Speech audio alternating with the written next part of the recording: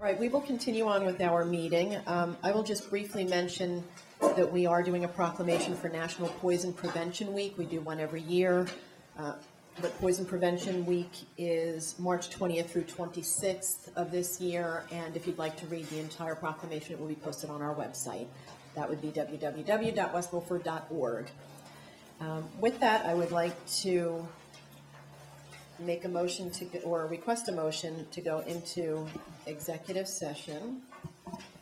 So moved. Well, okay, hold on, let me. It's Resolution 2016-104. Be it resolved by the Township Council of the Township of West Milford that on the 16th day of March 2016, that prior to the conclusion of this regular meeting, the council shall meet in executive session from which the public shall be excluded to discuss matters as permitted to NJSA 10:4-12, subsection B8, personnel matters, health department and DPW, and potential litigation, RCI concession. The time when the matters discussed pursuant to paragraph 1 hereof can be disclosed to the public is as soon as practicable after the final resolution of the aforesaid matters. Now I will take a motion, council. Second. Thank you. All in favor? Aye.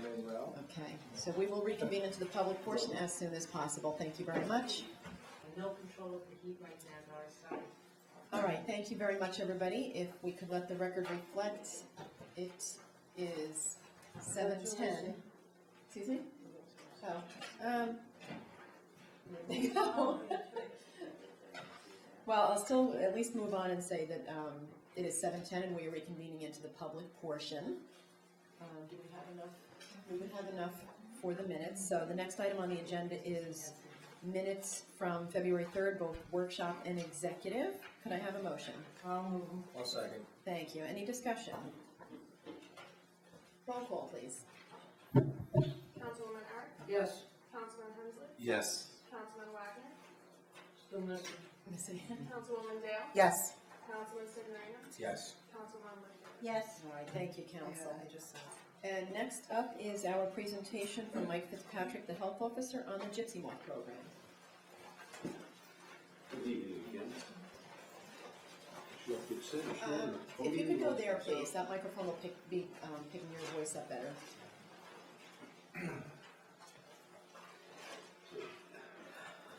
The State Department of Agriculture does a annual survey for gypsy moth. Yeah, you need to speak right into it, please. Okay. Better? Thank you. Okay. The State Department of Agriculture does an annual survey for gypsy moths throughout the state. And there's a cycle of about 8 to 9 years where the gypsy moths grow and die off naturally. We just happen to be in a phase now, last year, where they were just starting to build up, and this year they're significantly greater than they were last year. The Department of Agriculture, in doing their survey, said that citing a major blow-in of newly hatched gypsy moths from last spring, New Jersey is ready to mount a counterattack this year, proposing to expand the state's aerial spraying nearly tenfold. So last year, there were 288 acres throughout the whole state that was recommended to be treated. And this year, there's 20,354. So 20,354 acres. Compared to a really, really bad infestation they had in 2008, which was 339,240 acres. So almost 350,000 acres compared to now 20,000 compared to last year in the whole state, 200 or so acres. So what will happen is, if you have a defoliation for 1 year, it's ugly and it looks really horrible, but if you have a defoliation for a second or a third year, you have between a 15 and a 65% chance of losing hardwoods like oaks, and that's the predominant tree that they infest as far as the gypsy moths. So the recommendation in West Milford from the Department of Agriculture is to treat 2,200 and some odd acres in the township in 5 different spray blocks. The spray blocks include areas down by LaRue Road at 1,500 acres, areas on Macapin Road by Maple. Let me pull out the map. Use some additional items. 118 acres by Henderson Road, and then some additional acres by Lakeside Road up on the upper side here. And those 5 blocks will total approximately 2,253 acres. The cost of treatment is estimated at about $54.50. I called the flyover company themselves, and they said it shouldn't exceed the $54.50. The state told us it could be, they anticipate as high as 56, but as low as like 51. So it's in that range, and we calculated in our numbers $54.50 to come to a $223,000. Come up with $123,000 recommendation based upon the number of $54.50. Right. The Per acre. per And then there's acre. a grant The reimbursement. way they determine whether or not an acres need to be treated is if you have at least 50 acres, although in the article it says 40 to 50 acres, but you're supposed to have at least 50 contiguous acres with 500 egg masses or more in those 50 acres. And that's how they would determine a section qualifies for treatment. If they're less, then they don't put them on the priority list, and they would not treat those particular areas in the state program, but individuals could treat their own property. One other thing that the state does is they cooperate with the Department of Agriculture on the federal level, and they do reimburse up to 50%. This particular year, I have an email that indicates that we'll be reimbursing 31%. So we essentially will have a cost around $83,000 that needs to be budgeted for West Milford after the reimbursement. I don't know exactly what the reimbursement will be to the dollar because we don't know what the charge is, but you could figure that in round figures it's going to change $1 or $2. So the reimbursement is not going to change very much. It's going to be again approximately $80-something thousand for West Milford Township to pay after the reimbursement. I have a quick question, Mike. The residents that came from the Oak Ridge section of the township, it looks like it's partially covered within the spray zone through this program. Is it not covering the entire area that they're speaking of? I'm sorry, are they? There Oak were- Ridge, remember last year, a bunch of people. There was came from Oak residents who Ridge. came from the Oak Ridge section that were Right. concerned. Last year, it was 143 acres, and it wasn't, I think that's what was recommended for us to treat last year, was something like 143 I acres. think the answer to the question is Oak Ridge, when they first came out and did the flyover, they did not test the Oak Ridge area. They went back and they tested the Oak Ridge area. Right. And they did find a certain level of egg mass that would qualify for the spray, but not to the extent that the residents would like them So, to see. So parts of it so they are did not change the themselves. spray block area in that section of town. They found that the areas that the residents were concerned about actually happened to be within their identified spray block already. So they did not add any additional. Okay. So they didn't add additional after they went back and reevaluated those sections. That's correct, and they found But those that- sections are already included. Those are It's sections hard, I already gotta there. tell you, Okay. I appreciate the handouts, but the map is too small for me to figure out whether it covers. Yes, it. it was already That's what I just included. wanted to make sure that Yes. we were covering Yes, and they addressing came out in their December. concerns. Howard Patton came out in December, and he did a survey, and then after he was completed, he called me and said, we're not changing it because everything that we had in the original splay box, the individuals that were looking for the secondary assessment actually fell in with what was already evaluated and Okay. approved. Perfect. The only change that they have is that they are reducing the number of acres that West Milford has to pay for, because it's on state property, and the state will be paying for that. So net, there will not be fewer acres treated in that regard. It's just that it's gonna be switched over to the state, and the Department of Environmental Protection will be treating their own property. And along those lines then, did they evaluate the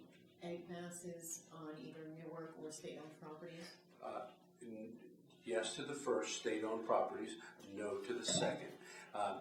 They have not evaluated the watershed area for a couple reasons. One, the watershed roads apparently are significantly overgrown, and the way that they do the evaluation is they actually drive down the road in some kind of a vehicle, I guess a 4x4 or something, and they literally look from the vehicle or get out and what paths they can see, and they make an assessment. So it's not walking through the woods inch by inch, foot by foot. It's taking an assessment of the areas that are close to the roadway routes or the street routes or the off routes that you can drive on that are cleared. And there are very few cleared properties on watershed property. To Thus, that point though, when Mike and I had talked about this, we discussed coming forth to the governing body with a recommendation. And we've drafted resolutions for the council to consider. If you give us consensus, we'll put them on for your vote at the next meeting. And those two resolutions would be, I don't know how effective they would be, but they would be to ask, oh, sorry, they're on for tonight. Edward and I worked on those, and that's my recommendation, that we at least try to request that they be treated. There's one for the state and one for Newark, and I think the whole point is it's been proven that if you only treat the really bad areas, but there's the gypsy moss right next door. Right. They're just gonna migrate over anyway, so. it's Never just- relapse, so to speak, so. You almost need to have, a carpet approach. Right. The other good news, though, is in Vernon, there's 3,200 acres that need to be treated, so, they're pretty close. Kinnelon and some of the county parks in Kinnelon are going to be treated, and there are sections of Jefferson that's going to be treated, and there's some sections in Ringwood. So we're kind of treating our own, but we're also, to your point, Mayor, enveloping, we're being enveloped by these other towns and communities that are also having the high egg masses and being treated. I mean, I can't speak for those communities if their council or mayor are going to approve that treatment.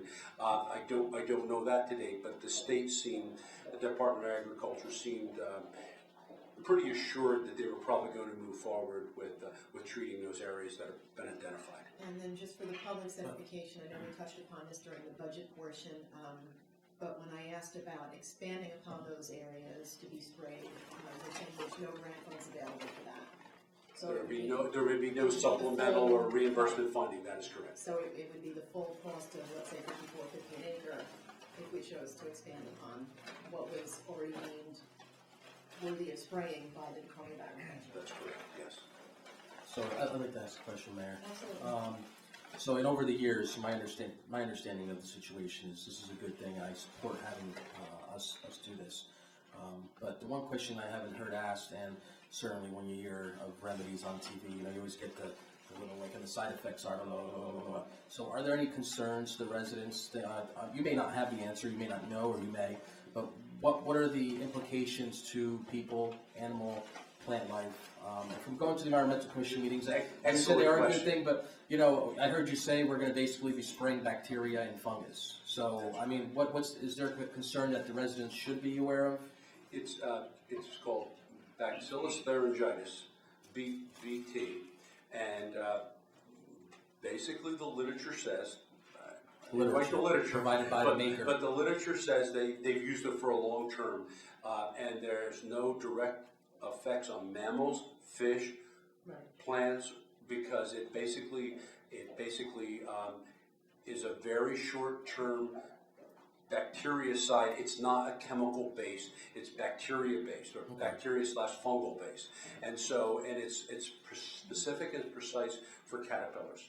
And what happens is it weakens over time, over a year or so. It does fall on the ground, and it does stay in the leaves. In fact, I read an article about it recently that said they're not sure how long the persistence is of it, but it's good because it actually is another kind of secondary approach to keeping it down. But it doesn't have any effect that they see that's negative on any part of the environment, and it has absolutely not a direct effect on mammals, birds, fish, I just wanted to ask, but of course this is coming from the producer, right? You're saying the literature is from the producer, is that from the state? It's from the state. From the state, okay, so they've done the The analysis. state and the producer and the EPA. So the EPA labels these things, and they've done a lot of studies. So the federal government, and this has been used a long time.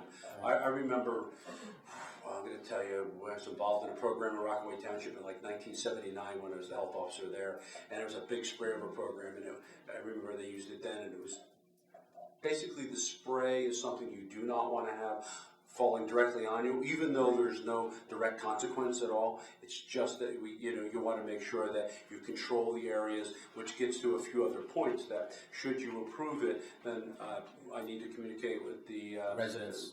Department of the Board of Ed and make sure that there's an hour window of time when there won't be buses running or moving around in the morning, and they're very good with what time they will choose and pick for the flyover. So they're making sure that they're not over any schools. And that was going to lead me to my next question, would have been notification, for the residents, so that those times, whatever the window is, that people ought to stay. There are multiple levels of notification.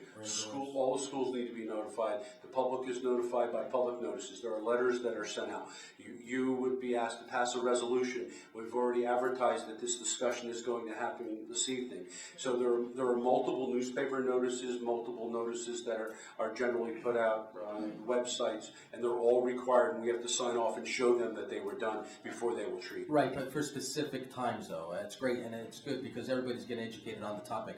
But the specific times when it does happen, I'm not really aware of what the notification process is, but certainly we want to amplify that so everybody knows specifically when it is going to happen so that people can avoid it if possible. If I could add, included in the package, the council packet, there is the toxicology report. It's issued by the Department of Agriculture. It says that the active ingredient occurs naturally in the environment, and that while it's got a specific mode of controlling caterpillars, it's shown no toxicity, as Mike had mentioned, to mammals, fish, or other wildlife.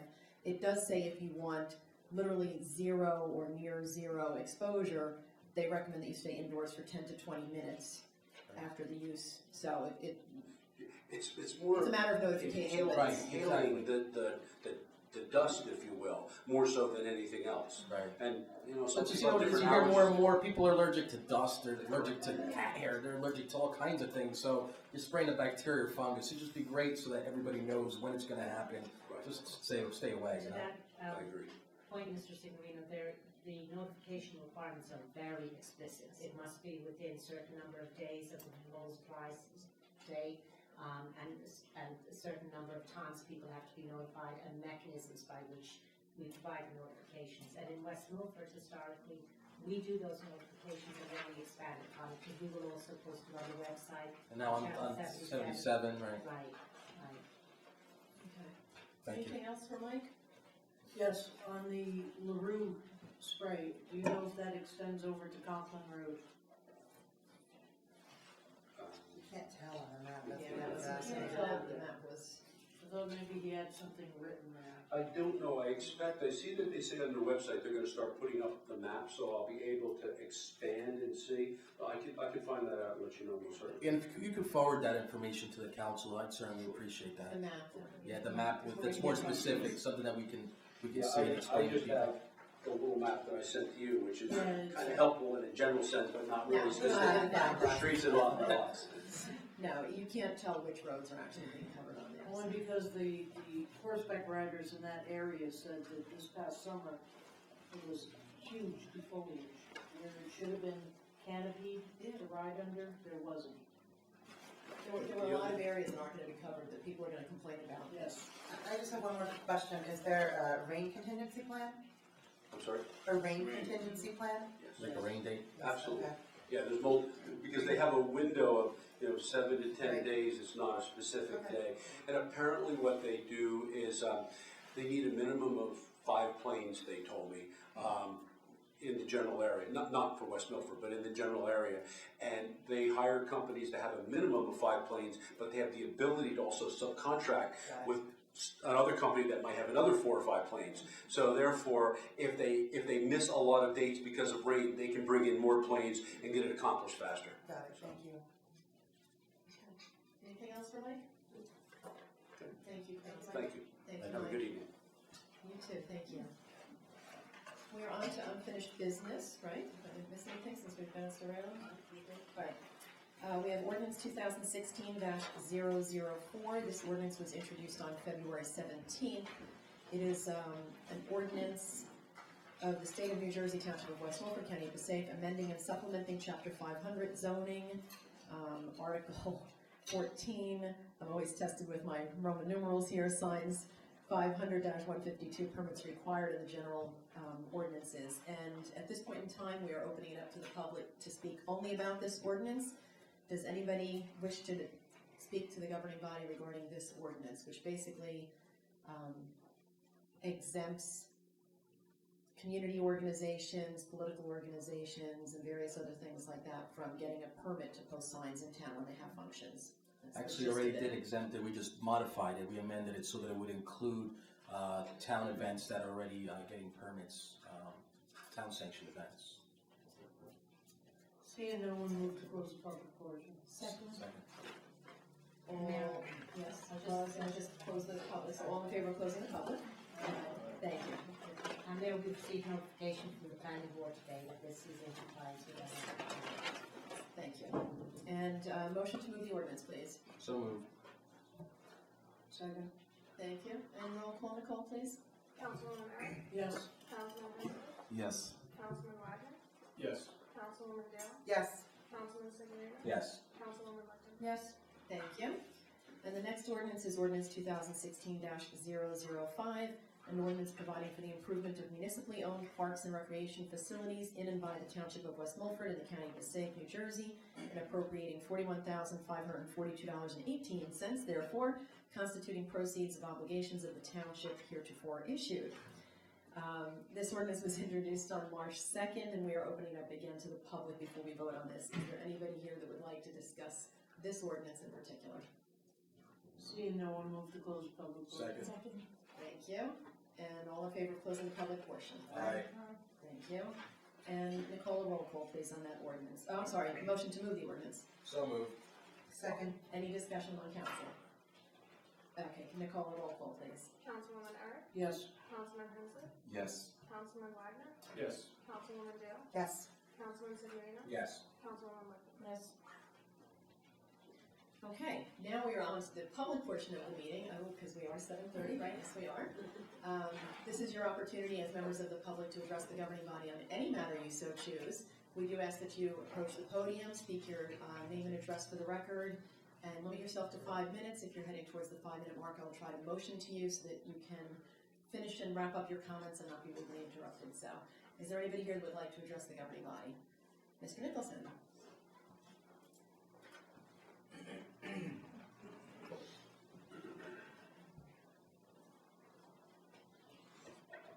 Hi, Bob Nicholson, 20 Hyde Road. Here. Yeah, too. I got an email today, and I got it from New Jersey Working Families. Maybe some people subscribe to that. But the point of it was from the mayor of Newark, asking me as to support a bill for a tax on containers because of their lead. I mean, I can read it, the news was shocking, but it should come as no surprise to anyone familiar with the state and age of New Jersey's water infrastructure.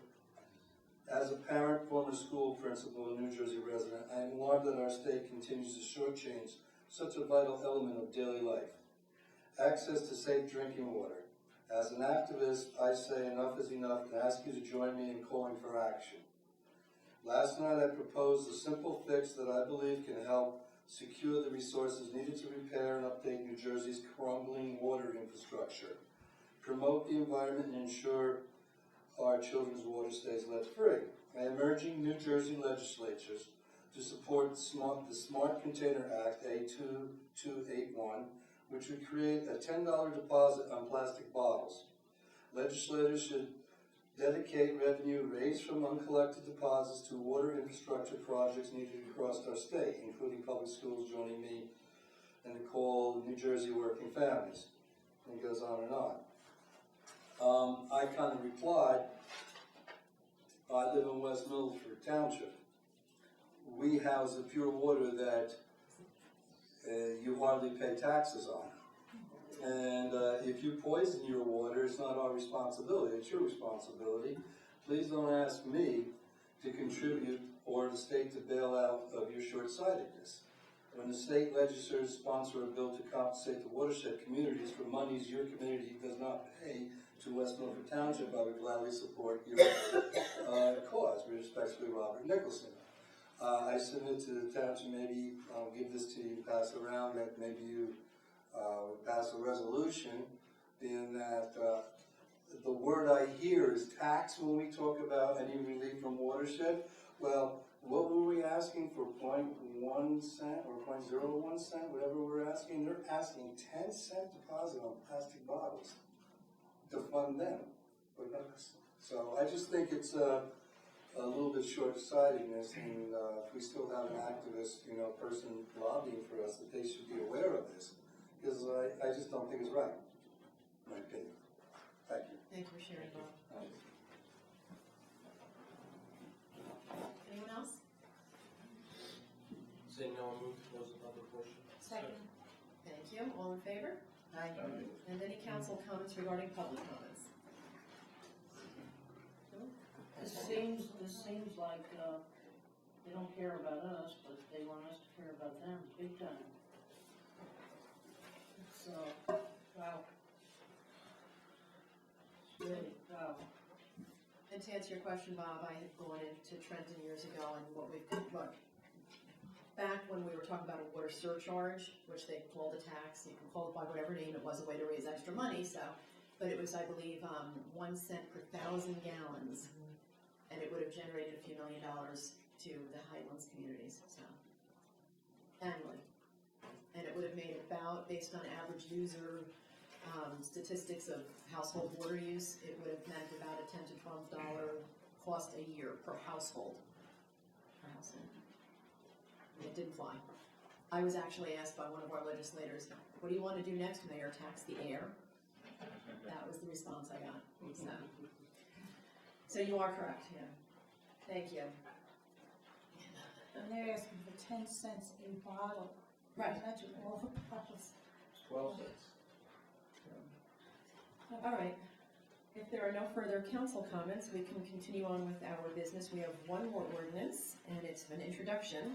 A second reading and public hearing will be on April 20th, and it's an ordinance of the Township of West Milford, County of Passaic, State of New Jersey, concerning salaries and compensation for special police officers. So moved. Second. Thank you. And any discussion? Roll call vote, please. And again, we will discuss this on April 20th if you want to speak about it. Councilwoman Earth, Yes. Councilman Hensley, Yes. Councilman Wagner, Yes. Councilwoman Dale, Yes. Councilman Segretti, Yes. Councilwoman Littman. Yes. All right, thank you, council. And if you are agreeable, as always, I believe the resolutions are pretty straightforward. I'd like to move them simultaneously. That would be agenda items 2 through 18 plus the consent agenda. That is resolutions 105 through 2 and including 121 plus the consent agenda. So moved. Second. Any discussion on any of those items? Okay, Nicole, I'm keeping you busy. Roll call vote, please. Councilwoman Earth, Yes. Councilman Hensley, Yes. Councilman Wagner, Yes. Councilwoman Dale, Yes. Councilman Segretti, Yes. Councilwoman Littman. Yes. And Ada's favorite part of the meeting, it's a resolution 2016-122, a resolution authorizing the payment of bills. Pay 'em. Pay them. Second. All right, any discussion? Just wanted to mention that I did notice as I went through the bills list, and I want to say thank you to our administrator for getting the Upper Greenwood Lake First Aid Squad balances released and the funds reappropriated so that they were able to get all of their funds because they were overfunded in some areas and underfunded in others. So Because of the categorization. yes, that was followed up with, and I did follow up with the First Aid president today and confirmed that it was on the bill list and the amount was correct, so they were very happy to hear that. Okay, excellent. If there's no further comments, roll call, please. Councilwoman Earth, Yes. Councilman Hensley, Yes. Councilman Wagner, Yes. Councilwoman Dale, Yes. Councilman Segretti, Yes. Councilwoman Littman. Yes. Okay, thank you, council. And we are on to reports, and Marilyn, you're up first this week. Thank you, Mayor. I have a question. The number of articles about Passaic County having $34 million in surplus funds. And Antoinette, I wanted to know if we asked the county for reimbursement or if we have been reimbursed for some of the county roads that our DPW had to take care of this winter with the problems that arose.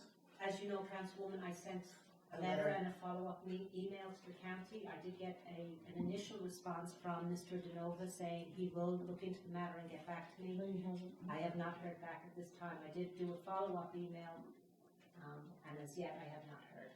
Would you maybe send another one and say that the governing body has asked once again to please respond? I would be happy to do Thank you. so.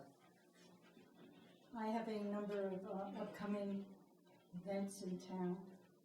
There's a free dental screening for children ages 1 to 18 on March 21st from 12 to 3. You need to call our health department, which is 973-728-2725. St. Joseph's Medical Center sponsoring an adult fall prevention program on March 22nd here at the town hall. And you can call the health department on that also. Milford Manor Office of Older Adult Services pleased to sponsor a free educational session on services available to you in your home on March 23rd at 10:15 at Hillcrest. Pizza and soft drinks will be served afterwards. You need to call Marlene at 973-728-2871. The Upper Passaic County Fatherhood Project kick-off breakfast leading by example on Saturday, March 26th at 8 to 10 at the Highlands Family Success Center, which is on 1546 Union Valley Road. If you have any questions, you could call 973-506-6575. And there's a free eye screening here at Town Hall in conjunction with the New Jersey Commission for the Blind and Visually Impaired and with the Passaic County Health Department. That's Thursday, March 19th, 10 to 2. For appointments, call 973-881-4396. There's been a very successful program, and you need to call to register for it. It's free. There's a creative coloring for adults at Hillcrest Community Center. It's on the second and fourth Mondays of each month from 10 to 11. So they need to pre-register so that they have enough supplies. And also call Marlene at Community Services at 973-728-2871. I was very impressed at our last CASA meeting this month. There were many more concerned residents from West Milford that attended this time. Some of them indicated they had even been viewed and watched the FBI DEA release documentary that we have on West Milford 77, our channel. And I'm sure Councilwoman Dale, as the liaison, will mention more about CASA in her report. I wanted to bring up one very important message that's going out. The St. Joe's Healthcare System, sponsored by the West Milford Health Department and CASA, and St. Joseph's Overdose Prevention and Narcan Distribution Program, are having a Save a Life, Prevent a Heroin Opiate Overdose. If you or loved one is struggling with opiate use, we want you to know that St. Joe's cares. We all care. Free training and education program on Tuesday, April 19th at the Hillcrest Community Center from 7 o'clock to 8:30. You'll learn the signs and symptoms of opiate overdoses, the importance of calling 911 immediately, how to perform rescue breathing, and how to administer Narcan, the overdose reversal medication. And I'm understanding you will receive a free overdose prevention kit also. Again, it's Tuesday, April 19th. You do need to call to be a participant. They're limiting each class to 20 because they're having one other class in May. The number to call is 973-754-3000. I want to read a poem. It will take 2 minutes to read. I want to read a poem that I had seen on the internet. It didn't have the author's name, but I will say what the signature is at the bottom of the poem.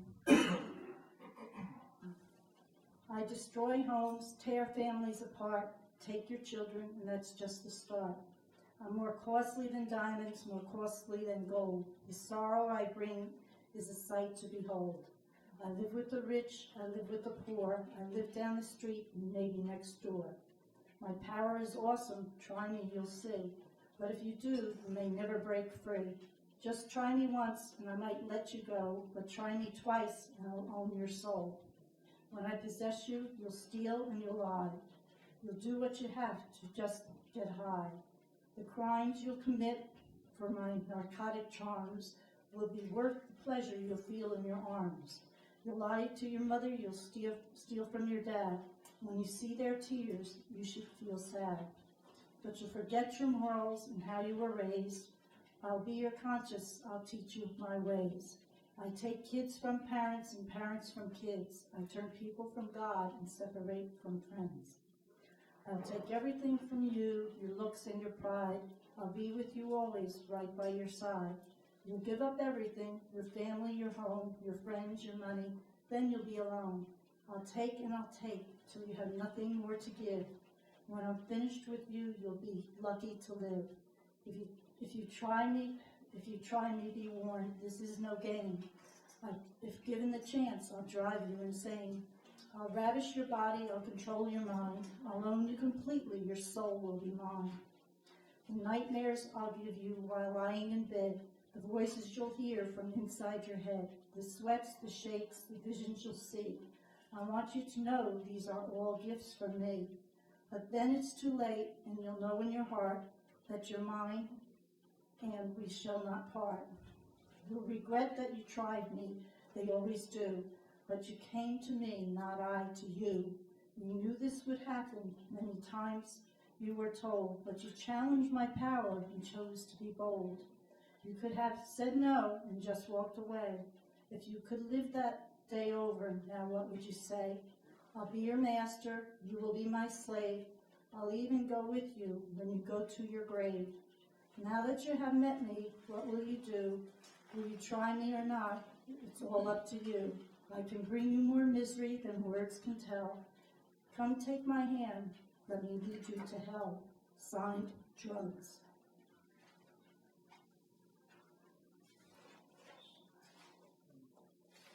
Wow. Mayor, the only other thing that I wanted to mention is that last council meeting, I did ask if we were going to challenge the Board of Ed. If you remember, I said softball, and some of you said, oh, well, let's try something else. And I said, well, you want to go chicken toss? I mean, and then he suggested I ask Tim Roatman, which I did, and he came up and thought of different things, and he concluded totally himself that he felt softball was the best thing. I mean, he went through all kinds of things, badminton, but you have too many people, and he said softball's slow enough, you can go in, come out, safer.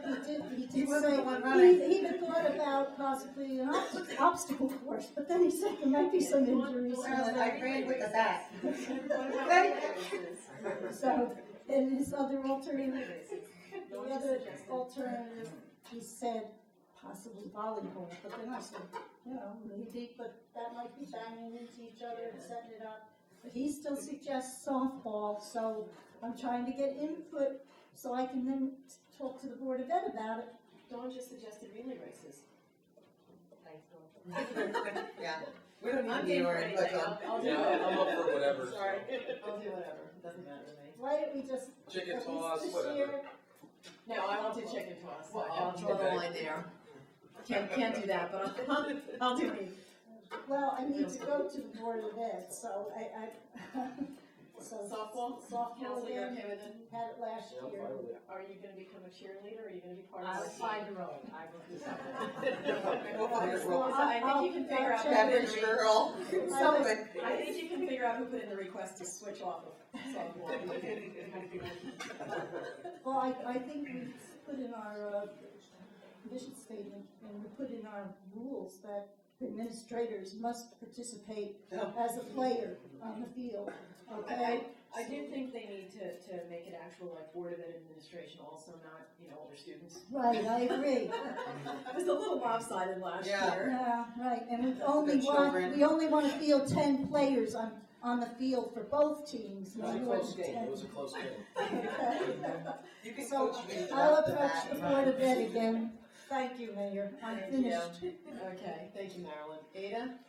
Yeah, I have, the Pride Rummage Sale is coming up, April 22nd, 23rd, and they're asking if you have any donations to drop them off Monday to Friday, 8:30 to 9 p.m., Saturdays 9 a.m. to 11 a.m. and Sundays 1 p.m. to 5 p.m. at the Hillcrest Building, 1810 Mackin. And they don't want TVs, car seats, cribs, VHS tapes, or books. So just so you know that. This morning, which is why Doris has fallen asleep, this morning Doris and I attended the newest United for Passaic County meeting, and we had 2 police officers there, thank you, Chief. And it was extremely well attended. It was flowing out the door well attended. It was about gang violence, and it makes you change your thoughts about ever going to Patterson. I'm sorry, but whoa.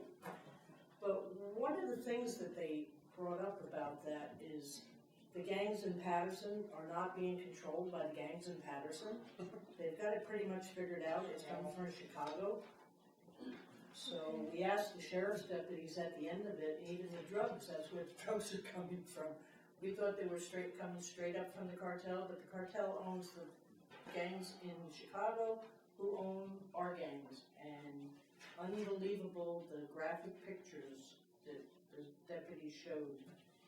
And they do hackings with machetes, slashings with knives, they shoot, they have no problem. They showed a guy going down the street in Patterson on a bicycle, just popping off at people on the sidewalk. People on one side of the street are one gang, the people on the other side of the street are another gang. They hate each other, but they live there, and they die there. So, along with that, on May 18th, the next team summit, which was the 2nd annual, I'm hoping someone will take this to the Board of Ed, because we did not have representation on it. On 5/18, it'll be from 9 a.m. to 1 p.m., the Teen Summit. There's a meeting, and it is open to all the public. All you have to do is come down to William Patterson. You don't have to go into Patterson, it's in Lane. 518, Ada? I'm sorry, 518. 5/18, 9 a.m. to 1 p.m., and it's right at William Patterson. And that'll be in the ballroom. It's really easy to get. There is also on April 1st, there is a meeting that is a Friday. It is 12 noon to 2 p.m. They will feed you lunch, and it's very, very informative about drugs. On April 22nd, same thing, 12 to 2 p.m., and a Friday also. And it is more things about drugs from different matters. They're asking everybody their input, and what do you do, take back what we do, and stuff like that. So that's the newest thing up for Passaic County, except for one thing. They did make a mention of our medicine box, and our medicine box should have been delivered today or tomorrow. They announced West Milford this morning. So we got a big clap on that we are number 8 in the county. There are now dozens of townships in the lineup, and we're 8 months, Chief, in the waiting? Yep. 8 months in the waiting. The wait now is about 1.5 years. That's how far it is. So, you know, we're one of the up-county ones who are getting it. The other thing is I would like to read an apology. I have this apology that something that I said that apparently was taken wrong. And I'll just read the apology. On the March 2nd, 2016 Town Council meeting, I made a statement that I believe to be inappropriate and could have been misinterpreted to suggest physical harm. I want Mr. Signorino to know that at no time in making that statement, either prior or afterwards, did I in any way intend physical harm. I trust this will clarify the statement made by me and clarify this matter to Mr. Signorino, my colleagues up here, and to the members of the public. So to all the people that I just said, if I had offended you by that, I apologize. I have no problem making an apology. Thank you, Ada. Anything else? That's it. Mike? Thank you, Mayor.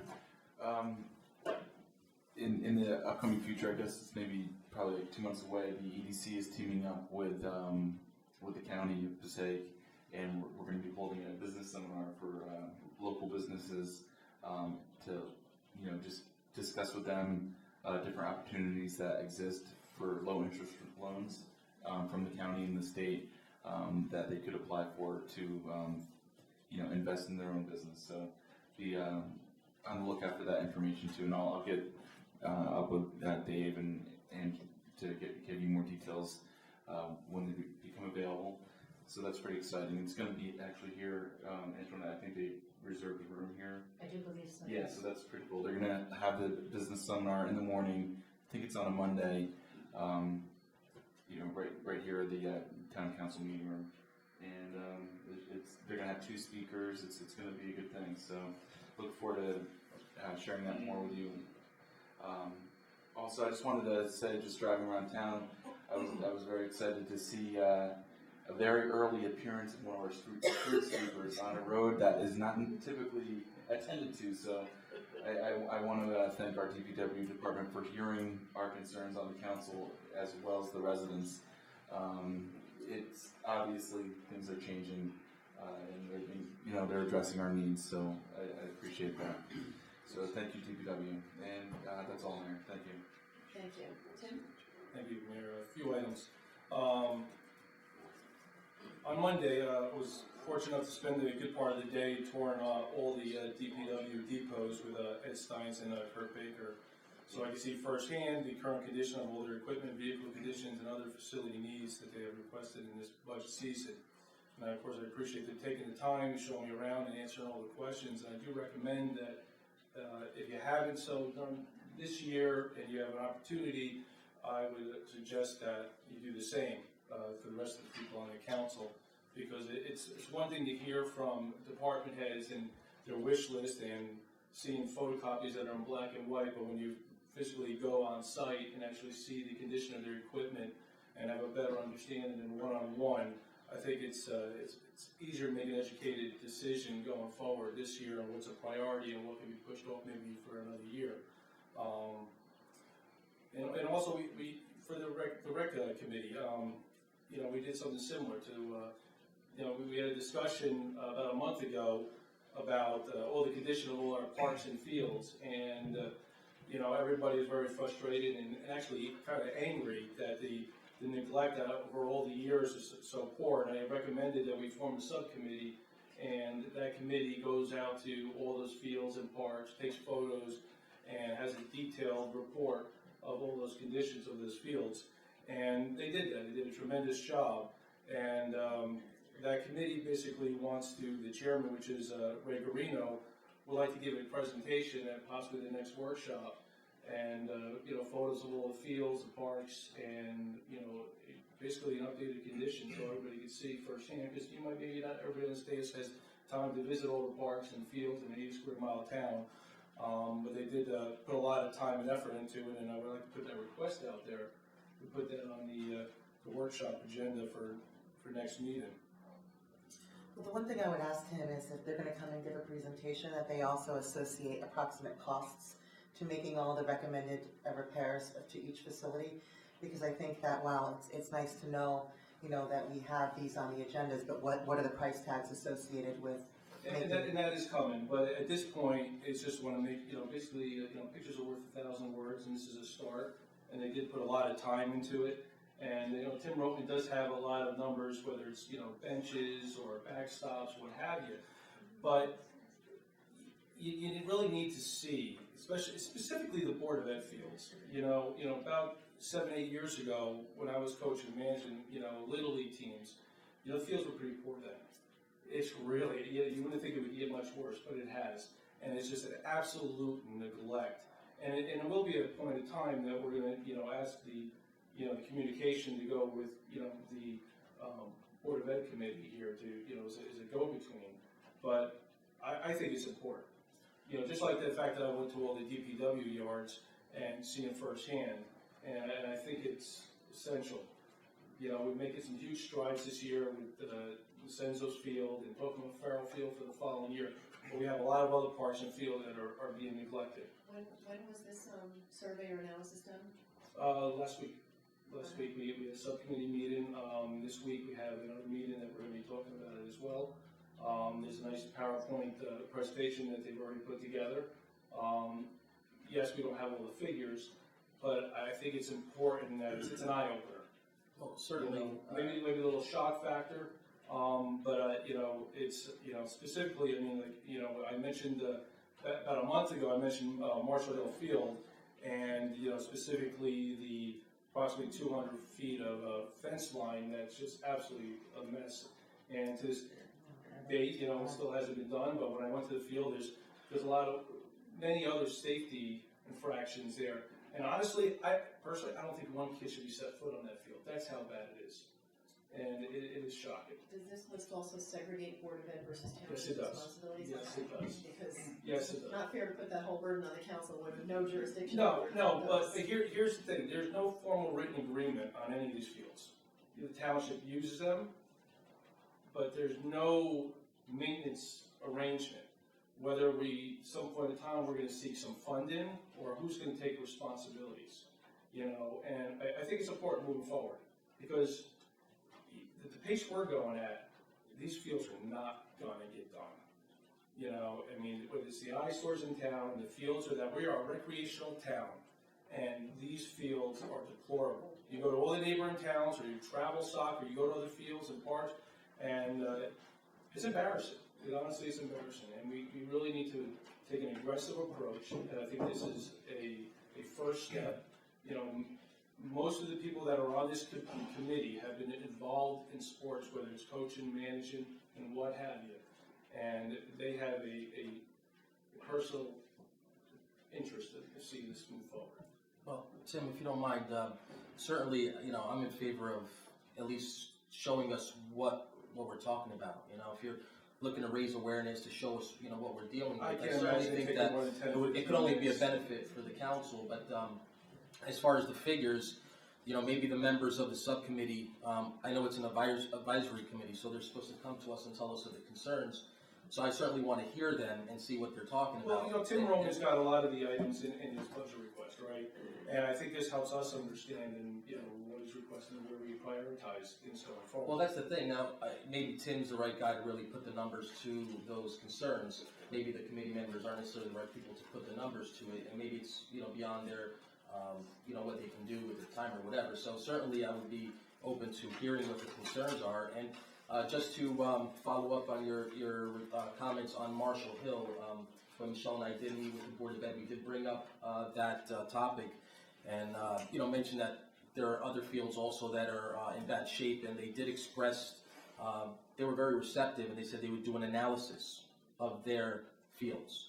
So we haven't heard back from them yet. Certainly, we can seek to schedule a subcommittee meeting and see if we can get a response from them, and bring to their attention that you do have this. As long as we're seeing action, words can be followed by action. But certainly, I think as a council, we should definitely be up to speed. Oh, absolutely. And I tend That's why we're in budget. I go to a lot of fields, and I may not be aware of all the issues at every single field, so I certainly want to see what you guys are talking about. Let's not forget, the thousands of kids and families that are involved in these parks and fields. And I really do think it should be more of a priority that has been in years past. So are you looking for consensus For for a presentation? For a presentation, correct. I personally would like to defer to the administrator. Thank you. That's what I'm trying to do. Yeah, go ahead. If I might, we appreciate that Mr. Wagner and other members of the Recreation Advisory Committee did take this tour, and they did go out. The tour started right at the beginning of our major work at rehab season. So within that very short period of time, that is when our Parks and Recreation crew is actually out there trying to, and I'm not saying that the conditions, that it will improve the conditions, but I think by the time April 6th rolls around, you're right in the season where the changes are significant between March 7th or 8th to April 6th, because that's actually when we're out there turning the fields over and doing the maintenance work. So at any other time of the year, the pictures might last for a month or 2 months, but I think at this time of the year, they're going to be a little outdated. All due respect, Internet, the items that are on that PowerPoint, I mean, we understand that they can be turned over and they can be rigged. We understand that. Those are not the items that are really, shown in that PowerPoint. And again, you know, the committee took the time to allow them 10, 15 minutes, and I don't know what we're afraid of. I mean, you know, let them, you know, show I'm what they. sorry, Mr. Wagner, I did not mean to imply that. I just saying that photographs could potentially be somewhat not And that's accurate. why, Not necessarily going to depict the current that's why I'm condition. mentioning is that the items such as the Marshall Hill fence, I mean, that's something that we could say, okay, that's on the punch list, it's getting done this year. And we can start working off that punch list, this is items that are being taken. Or maybe there's a situation with a field that, you know, nobody should be allowed on because of safety issues. And I think there's one or two of those fields. So we have a request for a presentation, that they should be advised that presentations are no more than 10 minutes, no more than 10 minutes, so they need to refine it to that point. They can bring PowerPoint, whatever they want. But I do think it's really important, not only for the public's edification, but for the governing bodies to segregate Board of Ed property versus township property. It's definitely itemized. Okay, I just think that's. Well, I think it is, though, important for the council to be aware of the status of the Board of Ed fields, being that our children are playing on them. I'm not saying exclude them, I'm just saying they need to be I don't segregated so that we yes. understand what's within course. our jurisdiction and our Who's responsibility. responsible, right? And, you know, we can certainly then make recommendations, suggestions, et cetera, but I think it's just important because, trust me, you'll be getting all the emails and phone calls about all the property that you're gonna have to say, I have to defer to the Board of Ed. Right. Because that's the honest answer. You have no control over what they do or don't decide to do. So I just want it to be clear that we need to segregate those properties. I'm not saying ignore them, I'm not saying not present them, but make it clear.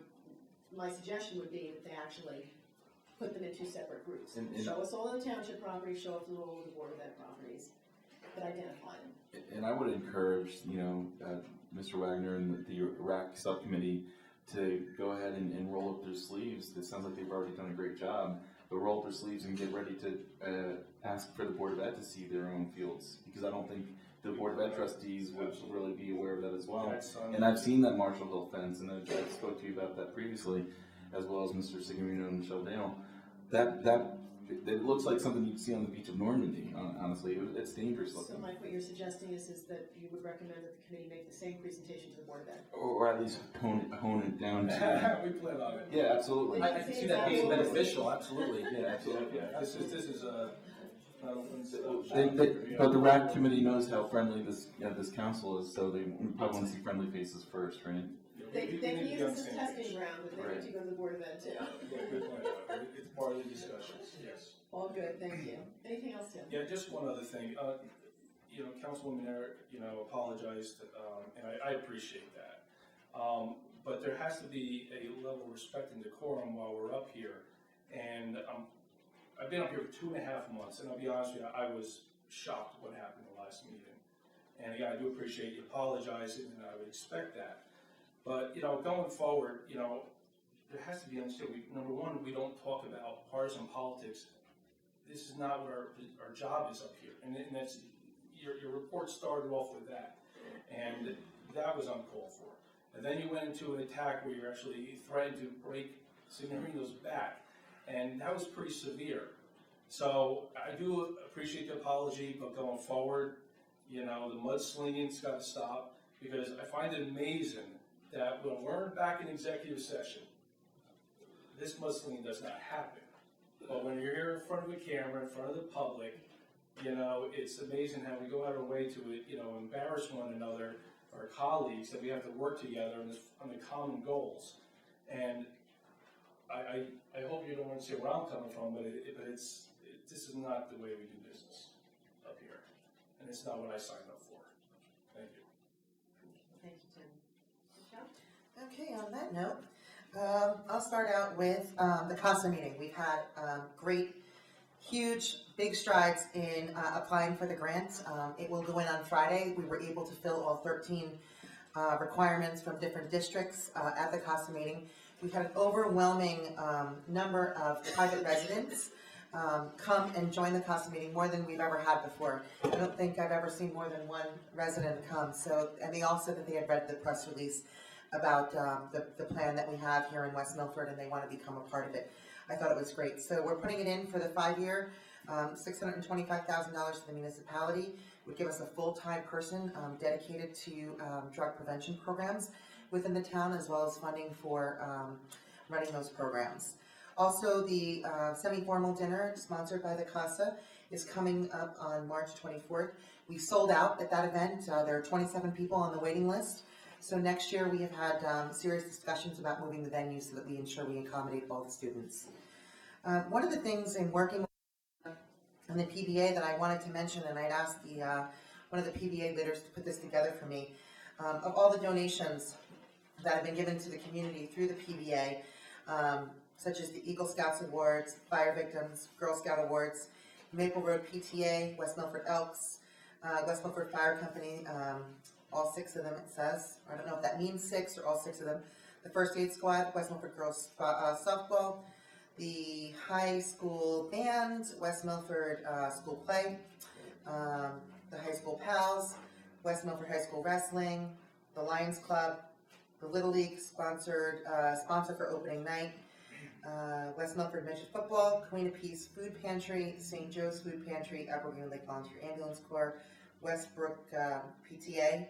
The after-school program was also, 2 students were funded by the PBA to participate that, and also the Christmas gifts through families through our giving tree. So I thought that was noteworthy after working and speaking with the PBA of all the local organizations that they support, and I think that we should give them recognition for supporting so. At the CASA meeting, we did, our health nurse came with a proposal through St. Joseph's Hospital to bring a program here to West Milford that has to do with Narcan and training people or allowing the lay public to utilize Narcan and be trained on using it as an opportunity to save someone's life if someone does accidentally overdose. I did take the opportunity to speak with the chief of police and some other folks and got positive feedback that they would welcome the program to come to West Milford. What the program does is it takes groups of 15 people and it trains them and also gives them 2 doses of Narcan to be able to utilize in case of an overdose death or witnessing an overdose death. So we are going to be looking more into the program, bringing it to West Milford, and it is at no cost. It is through a grant sponsorship program through St. Joseph's Hospital, Passaic County. So we will be looking to bring that to West Milford and allow our residents, and we also talked about going out and asking the school nurses, things like that, if they would be willing to participate. We did have Board of Ed represented there, and they seem to be on board with it as well. I'm not going to speak for them, but they seem to be on board, and I believe that they're going to be presenting it back to their board members. Also, company number 2 will be having a beefsteak on May 21st. If you're interested in attending, I will be giving the flyer to the Cable TV Committee to put up on Channel 77, but you can contact Kim Smith at 862-881-6080, and it is one of their largest fundraisers. So we ask that the community support them, and I'll certainly be there supporting them as well. I think that covers that.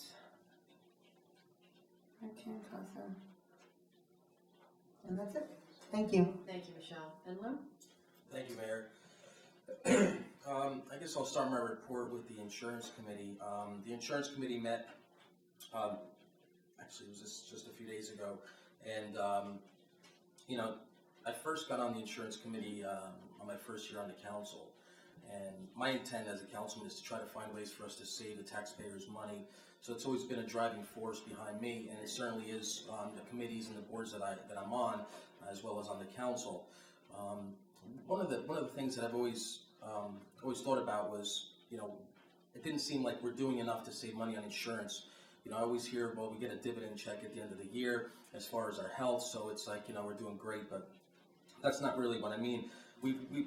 I've always tried to find ways for us to, you know, kind of think outside the box, and I feel like I've always kind of gotten a little bit of opposition over the years, and that includes this year as well. I thought maybe we would try to find some competition for our coverage, and I feel like, you know, this council has been adverse to that, and we're just happy to stay status quo. And I'm just concerned about that, because one of the things that I've actually mentioned publicly is, you know, there's not enough, we're not educating the employees enough about the coverages. There's not an understanding about the coverages, and certainly that should be part of the people that we hire. It should be their responsibility to do so. And one thing that I learned and I heard, everybody who was at that meeting heard, was, you know, things like at the open enrollment, how it's just a disaster. there's really no answers. People don't really know, don't understand the coverage. When they're going to find the coverage, there's just a lack of help. And certainly now, at that meeting, I think that's kind of pushed some people to try to do things a little differently now and try to help fix some of the problem. But it's something that I've been saying for years. And I'm just not happy to just stay status quo just because it's just, just the way that we do business. So I'm still concerned about that. It's fine. That's the direction that we've decided to take as a council, and it is what it is. But moving forward, I certainly want to see more incentive for not only the township to save money, but even the employees. One of the things that we discussed was, we have something about, I think it's around, correct me if I'm wrong, Antoinette, 158 full-time employees. But we discussed more in detail about 109 of those 158, and it seems like a good majority of them choose to invest more money for very little, if any benefit at all. And at least that's not my word. This is coming from the insurance professionals that sit on the committee. That's the observation. So I'm a little concerned that we may have employees spending more money than they need to, and I certainly feel that the township is spending more money than they need to. And this is really where my concerns stem from. And I know that it's kind of caused a little tension in the last couple of meetings or whatever, but I just wanted to make the council aware of this. I know that this has been brought to light the last meeting, so I'm hoping that we'll find some kind of resolution, and maybe through the discussions we'll find a way to kind of make that happen. But I certainly look forward to, and moving forward, to saving money on the health insurance, being that it is the largest ticket item on our budget when you look at it. So it's just something to think about. Well, didn't the committee make a recommendation to keep it as is to the council? Yes. The committee, yes, they voted, and a majority decided to keep it the way that it is, yes. Okay, and through the recommendation, was there, like a comprehensive plan that was provided that would show the cost savings to the municipality? Because that would be what I would be looking for in, any sort of proposal from any professional that would be doing and having contractual services with us. No, in fact, actually, one of the things that I had was concerned about was when we were talking about choices and providers and such, and finding out who's getting paid, how much, and what the out-of-pocket costs are for us, and what the incentives are for the providers to even save us money.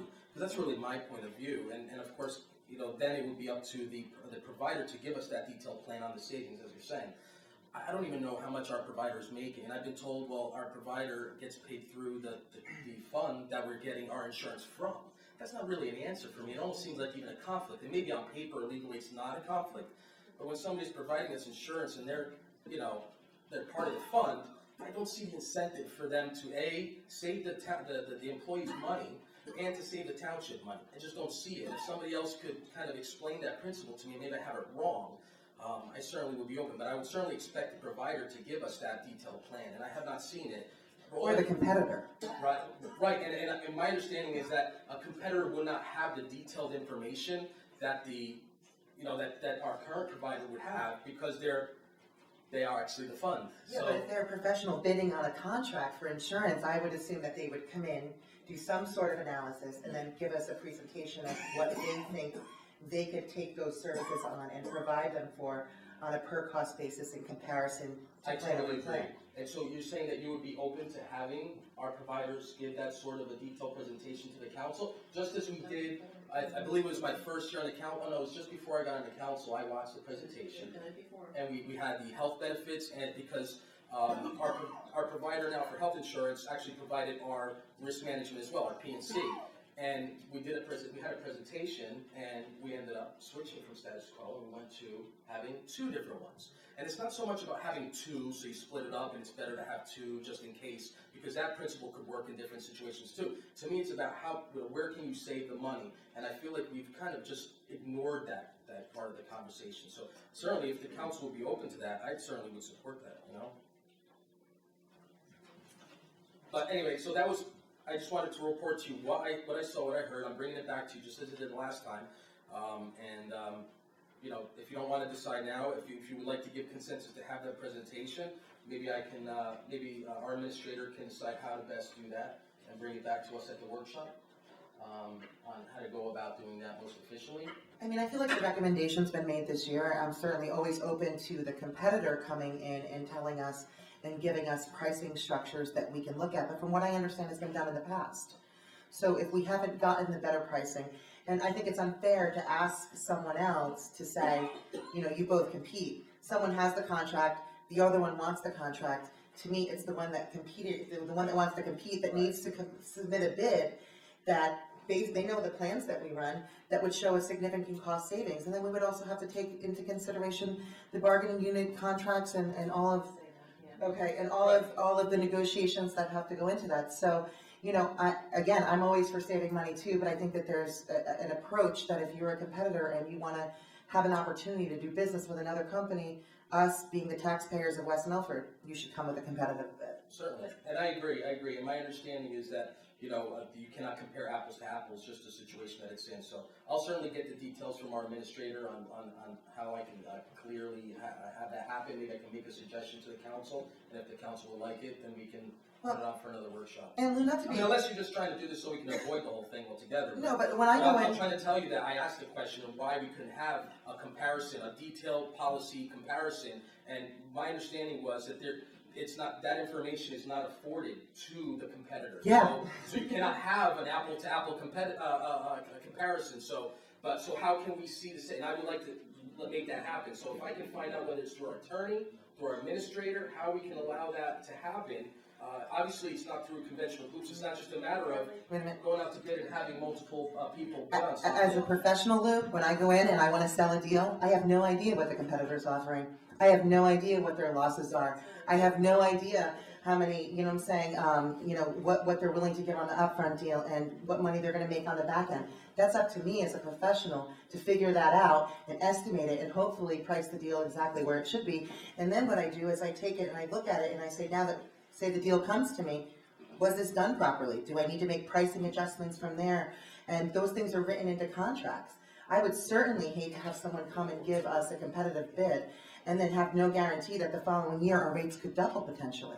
So I think those are all factors in And it consideration. goes to the same concept of, like, that's why we do sealed bids. You're not gonna take in a bid, open it up, and then tell all the competitors, well, if you beat this price, you'll get the job. That's not the way it works. But you do have, It's just not the way it but you do works. have specifications, you have specs that you give out, you have bids, you have bid packages. So unless you have a package that is fair, that equalizes the result of the bid, then it's not fair, and we didn't have that, so that's what I'm trying to say. And Mr. Signorino, you're also bound by HIPAA laws with what kind of information Right. can be released. Right, no, that's part So of the you're problem. never going to get an apples to apples So you cannot exact compare this to comparison. any other Never. profession. That's the point. Because there will never be that ability to, for purposes of a price quote, to release that kind of information. So I understand what you're trying to get to, but that's never going to be able to happen. We did business that way, everybody would win. And I appreciate it, no, because you're really not understanding, but what I'm trying to say is because of those laws, you can never have that,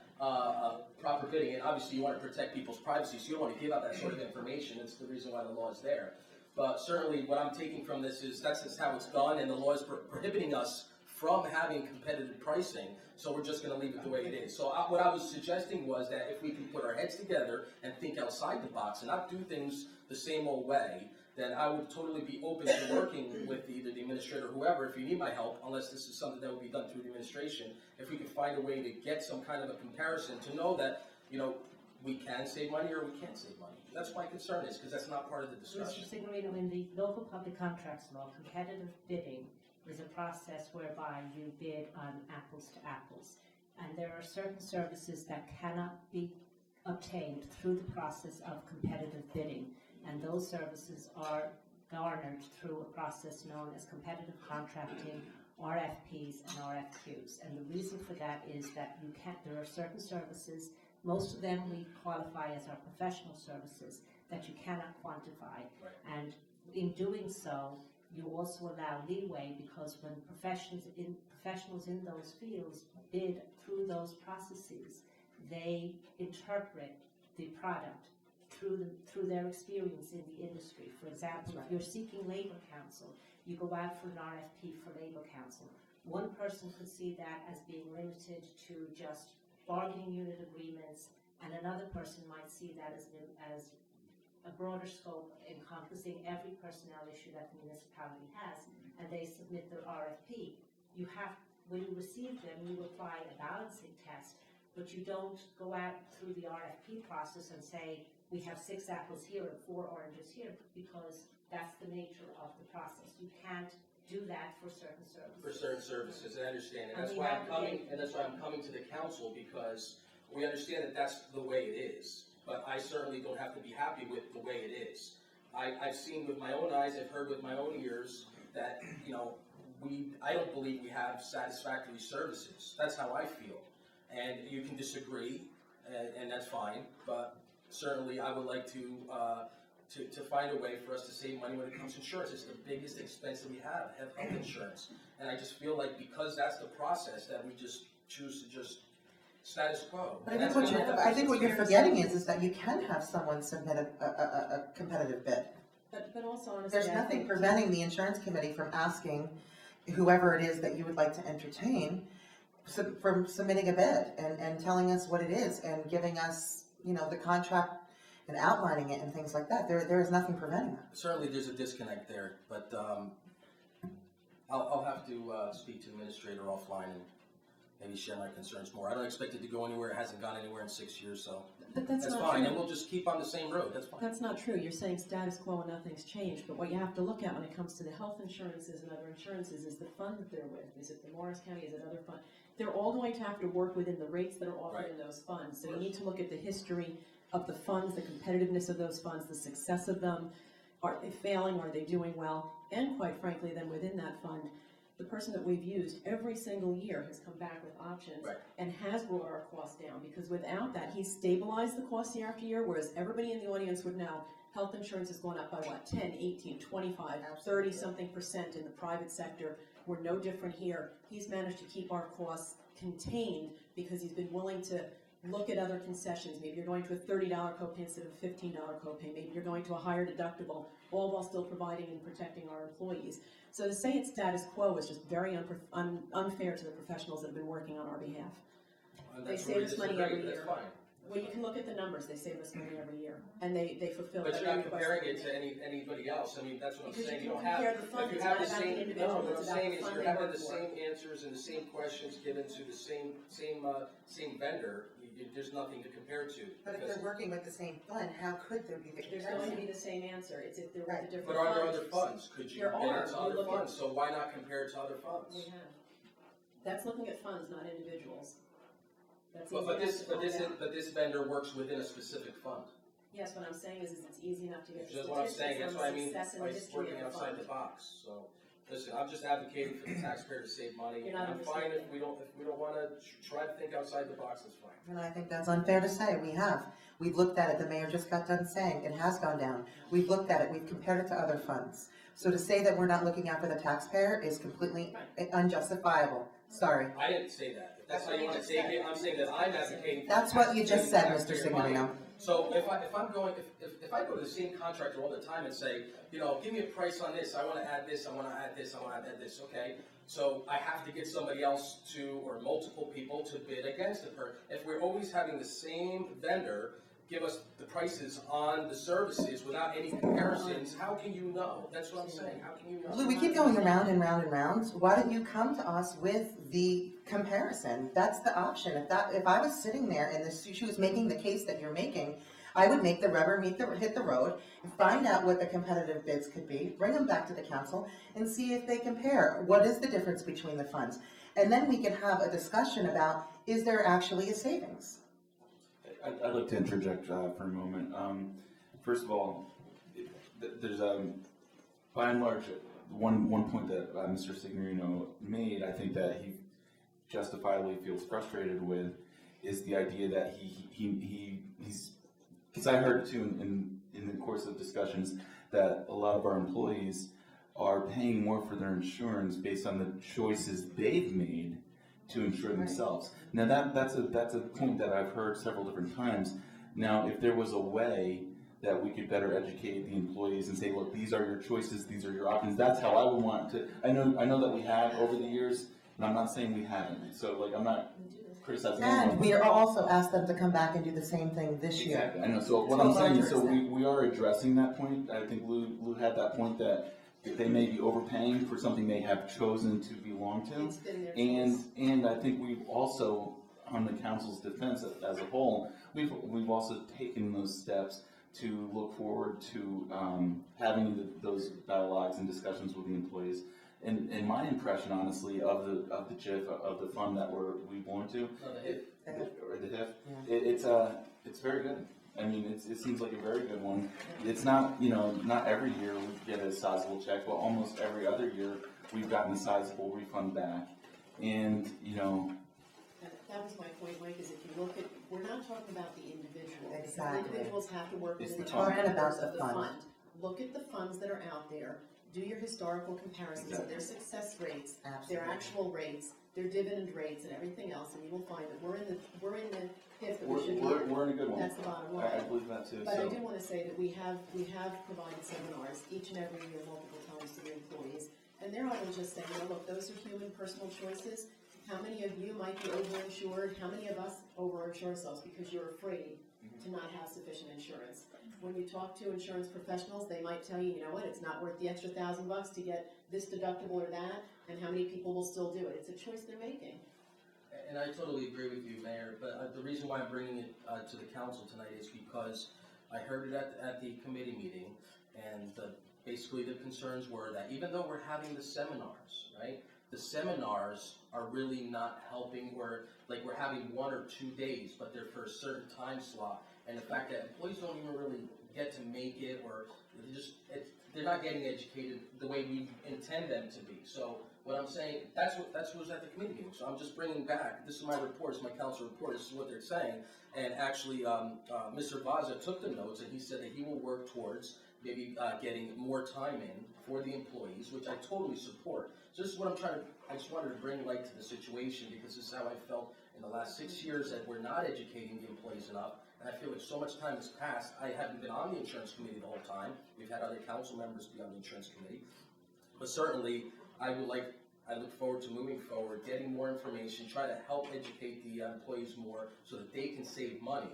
And certainly, I would like to work more towards saving more money on the health insurance. And just so you know, a month and a half ago, Antoinette and I had attended a meeting on the behalf of the mayor. We did ask and request that VASA did increase and also take individual circumstances and to look at them and identify them and create examples based upon real employees and somebody that's buying up in a plan that could technically be in this plan and do actual comparisons. And that's actually what we talked about in the Hypothetical. committee, right? And actually, that's not being done. So that was discussed in the committee. We had that suggestion come up, and certainly Mr. Vaza said he will be providing that for us if that's what we want. Yeah, he did make that commitment. But certainly, but the understanding at the committee was that that was not requested because it's not being done. So I just wanted to let you know that that was brought up at the It was committee. requested And earlier this and year. I believe you. I'm just saying that was brought up, and it was not expressed that it was already requested or that he had been working on, but he did take notes and he did say that he will work towards making that happen. Anything else? Yes, thank you, Mayor. I wanted to read something. The Heritage Committee did go to, several members went to Warwick for a Jasper Francis Cropsey presentation. And any of you that are not familiar with him, let's see, we have a few notes here. Follow-up to our discussion, Heritage Committee meeting last night received information that Anthony Spicer, director of Newington Cropsey Foundation, has accepted an invitation to provide a presentation at the West Milford Museum on the extraordinary life of Jasper Francis Cropsey, one of America's famed landscape painters. In the mid-1800s, Cropsey spent time as a young man at the former Cooley homestead in West Milford, near Browns Point, courted and eventually married the Cooley daughter, Mariah, and produced numerous sketches and over 200 landscape paintings of Greenwood Lake and the West Milford region. So the Cropsey presentation will be scheduled for the fall of 2016, and certainly there will be a limit of how many people will be able to attend. So if anybody's interested, just keep it on the radar, and you'll hear sometime in the future as to when exactly it will be scheduled. And I'm sure it'll be a great turnout in Warwick. I mean, it's standing room only. So anyway, just wanted to mention that. And that's it, Mayor. Thank you. Okay, thank you. I have really very little. I just wanted to say, as mayor, and I'm sure the council gets the same, I get a tremendous number of emails, and a lot of them, of course, are sometimes input, but a lot of times complaints from residents about things that they're not happy with. And more recently, I've been getting more and more positive feedback. Of course, some of them involve our emergency services personnel, our police, first aid, fire, and search and rescue. And we also had somebody comment on the senior programs and how wonderful they are, and please don't ever get rid of them. She was on her way to the Zumba class, and she doesn't mind a new location. I brought up that things like that could change, but that nobody has the intention of eliminating any of these programs. And that we want to make them better and nicer facilities if anything ever does change. And the other was, of course, our street sweeping and things like that. We were blessed, of course, with the council approving additional funding last year for additional equipment. That coupled with a mild winter, so we've gotten a head start on the street sweeping.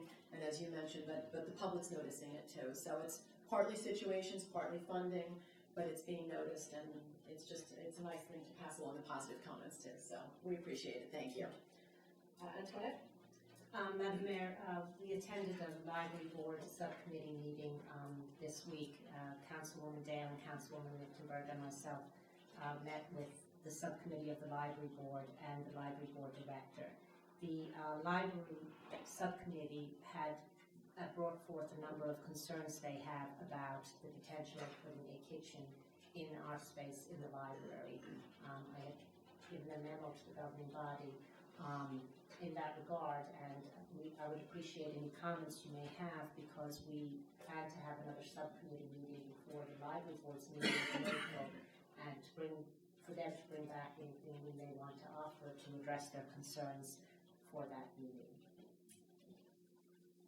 Do you want those comments now? If anybody has any. Versus in email or phone call tomorrow? Whichever way the governing body, I think it is an important issue. They do have a meeting, I think it's April 5th, and we will meet with them before that meeting to address these issues and to bring forth any comments that the town has in that regard. Antoinette, was there a cost for the expansion of the septic? Not for this was not with regard to the septic. The It's septic not. is one. There's The a well. cost for a well. And they are going to move forward. It is my belief anyway that they are moving forward with a second well, and that cost is $16,000. The septic is fine. The septic. They can handle it. Well, they were concerned about the amount of use. A library, they explained, typically doesn't have a lot of use of public facilities. People are there for an hour, 2 hours. If I can interject, what happened was in the course of the library board trying to get a quote to provide to the council for adding the kitchen, they had to go to the health department to find out what do you need for the kitchen. That came up then that you need a 3-compartment sink with a separate hand washing sink, and it was the health department that said, ooh, you might need to consider septic use, and if this is going to put you over the That's what I flow. was referring to. So they said that you need to consider it, so somebody needs to do the analysis, not necessarily the expansion of the septic, it might not be necessary. How much additional water usage is it? Does it fall within the constraints of the system that currently has been proposed? So that's really what needs to be done, and I think that's gonna be part, of the bid. So it would be the cost of putting the kitchen in, the well would be a separate issue, because there's additional water use, but then somebody needs to analyze how much water would that kitchen utilize above and beyond what the library would utilize, and can the septic handle it, or does that need to be addressed as well? But that's why it came up. It wasn't the library board that all of a sudden thought, oh my God, it was the health department that said, you might need to. Well, no, consider actually, septic." the well was always a concern, just so you know, Septic, Tim. yes. Okay, but I did want to bring up that the well itself, there was always a question as to whether or not we would be able to get enough water from the existing well. So this was something that was already being looked into. So Yes. certainly, having a kitchen in there, it's kind of like, Puts more stress. more stress on it, so it definitely needs to be addressed either Yeah. way. No, I do agree the well is a potential issue all along. It was the septic that, just in the library board's defense, it's not like they're, the sky is falling kind of thing. It was the health department that said, you need to look into it. Yeah. It may not be an Of course. issue, but you Yeah. need to look into it. Of course. And that was some of their concerns is, if this changes it, how are we gonna pay for, a redesign of the septic? Can we even get it done in time, and how much more would it cost? So, because that's all Highlands and DEP all over again, if you modify that. Right. So, So if anybody has any comments they would like relayed, we will certainly take them back to that subcommittee and email them to me. And we'll try to set up the meeting for sometime next week, possibly. great. Thank you, Angela. Thank you. Anything else? I just want to make note that a few council people tonight made mention that they had spoken to various department heads, and there is a policy in the town, in this form of government, that to do so, we would go through the administration, and I just want to thank all the members of the governing body, because each of the people here tonight who did mention that they spoke with this department head or that department head, they have actually all been calling and going over with me before directly reaching out to the department heads. For the record, I did do that. Yes, That's what she's saying. She's saying. That's what she's saying. I For appreciate the that. record, I called her to ask her if I could talk to Tim. Each of the council people who mentioned that tonight have called and have done And that. thank you for that clarification, because that is part of the form of government, and it's, you're not precluded, you just need to go through administration. Right, and everybody Because has. otherwise, everybody gets different direction, and their heads are being pulled in 20 different directions. Correct. And I just, I know I put out a memo on the dais tonight, but I just wanted to just say to the governing body, we did receive an application from Fire Company Number 1 for a fundraising car wash event, which we will have to deny.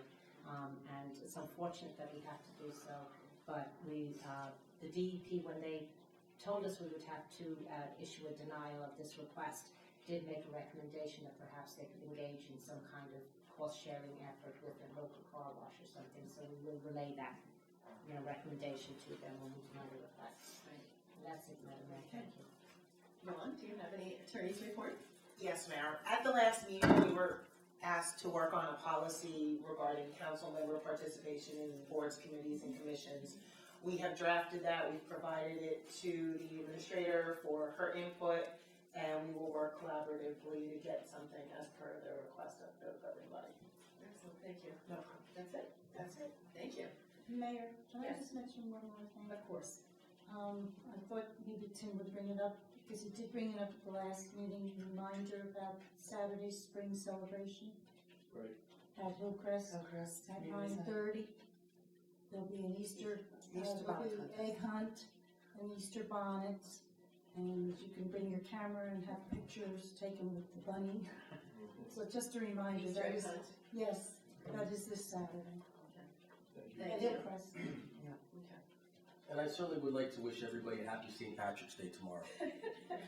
Be safe, please, be safe. And San Jose Fund. Yes, and San Jose. There are, and it could be a coincidence, but there is a lot of green in the audience, considering a relatively small audience, and on the dais. Maybe they're not feeling well after watching this meeting.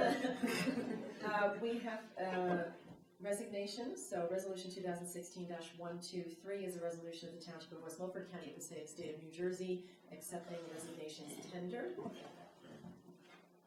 Do I have a motion to accept them? So moved. Second.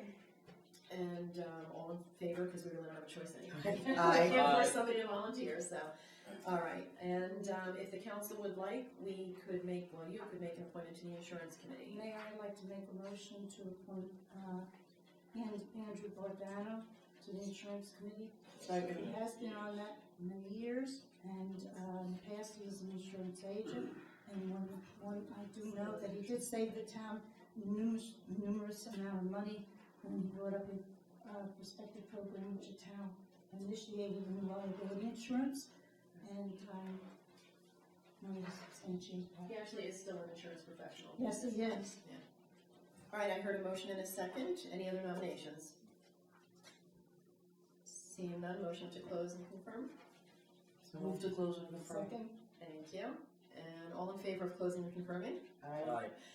And a roll call vote, please, for Andrew Gargano for the insurance committee. Councilwoman Eric, Yes. Councilman Hensley, Yes. Councilman Wagner, Yes. Councilwoman Dale, Yes. Councilman Signorina, Yes. Councilwoman Monte. yes. Thank you, council, and a motion to adjourn. Mayor, I'd No, like to bring up another sorry. nomination. There is another vacancy that we were told about, Oh, it was not on the agenda, but, the TV committee. okay. And I'd like to nominate Robert Nicholson to the TV committee to fill the vacancy of the gentleman that resigned. Second. Okay. Any other nominations? Move to close and confirm. A second? Second, sorry. That's okay. All in favor of closing and confirming? Aye. Aye. Thank you, council. And roll call vote for Bob Nicholson for the cable TV, that's commission at this point. Councilwoman Eric, Yes. Councilman Hensley, Yes. Councilman Wagner, No. Councilwoman Dale, Yes. Councilman Signorino, No. Councilwoman Milford. Yes. That would be 4 in favor, 2 against, so he is appointed successfully. Are there Congratulations. any other vacancies? No. Motion to adjourn, please. So moved. Second? Thank you, all in favor? Aye. Thank you, everybody for hanging in there with us tonight, and enjoy your evening, and happy spring, we're almost there. No, sir.